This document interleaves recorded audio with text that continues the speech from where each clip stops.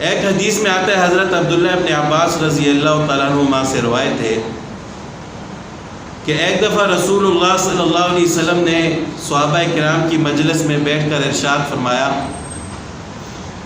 کہ میرے اوپر امتوں کو پیش کیا گیا، مجھے امتیں دکھائی گئیں، تو میں نے دیکھا کہ ایک نبی کے ساتھ چند آدمی تھے، یعنی چھوٹی سی جماعت تھی،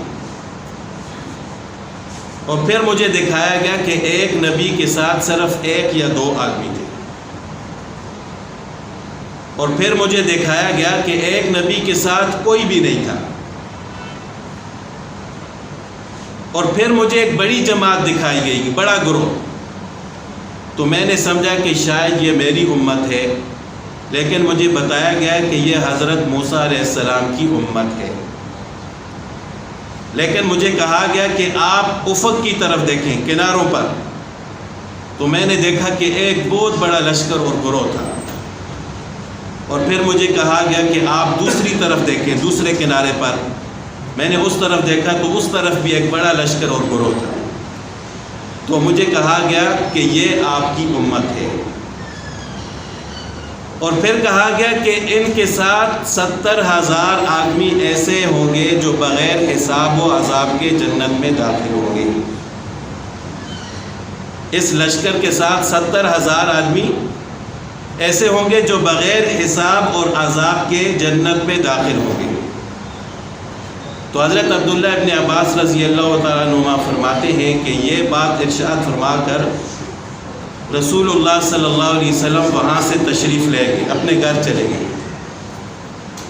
لیکن لوگ آپس میں بحث کرنے لگ گئے کہ یہ 70,000 لوگ کون ہیں۔ کسی نے کہا کہ یہ صحابہ کرام ہوں گے، کسی نے کہا کہ یہ وہ لوگ ہیں جنہوں نے کبھی شرک نہیں کیا، کسی نے کیا کہا، کسی نے کیا کہا۔ تو آپ علیہ الصلوۃ والسلام دوبارہ تشریف لائے اور پوچھا کہ آپ لوگ کس چیز میں بحث کر رہے ہیں؟ تو صحابہ کرام نے فرمایا کہ یا رسول اللہ صلی اللہ علیہ وسلم، جو آپ نے ارشاد فرمایا ہے کہ 70,000 لوگ بغیر حساب و عذاب کے جنت میں داخل ہوں گے، تو وہ کون لوگ ہیں؟ بحث اس بارے میں ہو رہی ہے۔ تو آپ علیہ الصلوۃ والسلام نے ارشاد فرمایا کہ یہ وہ لوگ ہوں گے جنہوں نے خود نہ کبھی جھاڑ پھونک کی ہے اور نہ کبھی کسی سے کروائی ہے۔ جھاڑ پھونک کا مطلب سمجھتے ہیں؟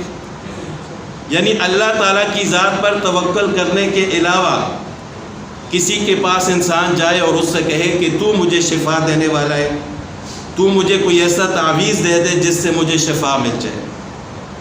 یہ لوگ اپنے ہاتھوں پر دھاگا باندھ لیتے ہیں یا اس طرح کی دوسری چیزیں۔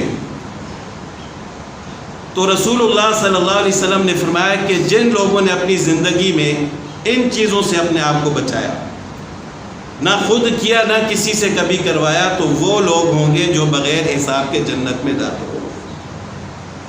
یعنی ان کا یقین اور توکل اللہ تعالیٰ کی ذات پر نہیں ہے۔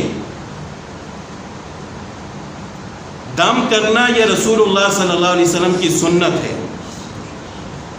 اور بعض اوقات تعویذ کی بھی اجازت ملتی ہے، لیکن اس طرح نہیں کہ ہر چھوٹے موٹے کام کے لیے انسان کسی عامل کے پاس پہنچ جائے۔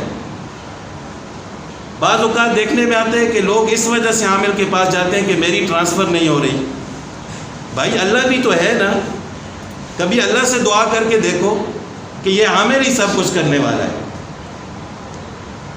اور یقین کریں کہ لوگ قرآن پاک کی خاطر 500 روپیہ دینے کے لیے تیار نہیں ہے۔ مہینے کے بعد بچوں کو پڑھاتے ہیں، قاری صاحب کو 1000 باتیں سنائیں گے، اس کے بعد 500 روپیہ دیں گے، اور کبھی یکم کے بجائے 15 تاریخ ہو جاتی ہے۔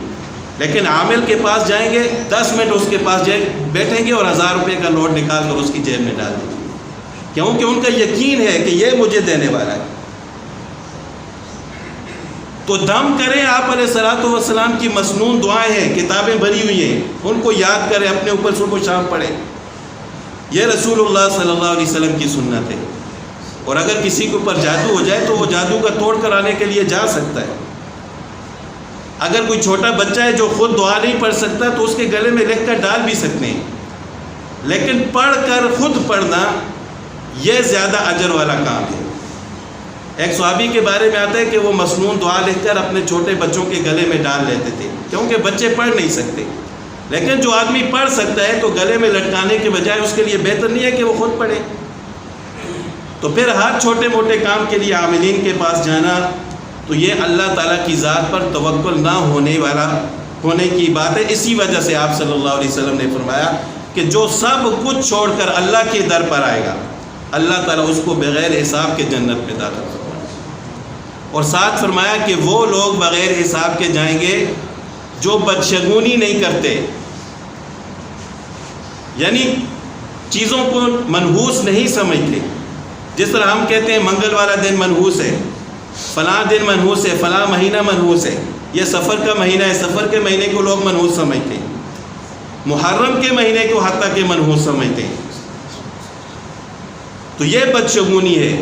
آپ علیہ الصلوۃ والسلام نے فرمایا کہ جو شخص بدشگونی لینے والا نہیں ہوگا وہ بھی بغیر حساب کے جنت میں داخل ہوگا۔ یہ سب کچھ اللہ تعالیٰ کا پیدا کیا ہوا ہے، سارے مہینے اللہ تعالیٰ کے ہیں، سارے دن اللہ تعالیٰ کے ہیں، کسی چیز میں نحوست نہیں ہے، نحوست ہے تو صرف انسان کے گناہوں میں ہے۔ اللہ تعالیٰ کی طرف انسان رجوع کرے، استغفار کرے، اور اللہ تعالیٰ کے حکم کے مطابق رسول اللہ صلی اللہ علیہ وسلم کی سنت کے مطابق زندگی گزارے، تو اس کی زندگی میں کبھی نحوست آئے گی نہیں۔ صبح اٹھ کر انسان نماز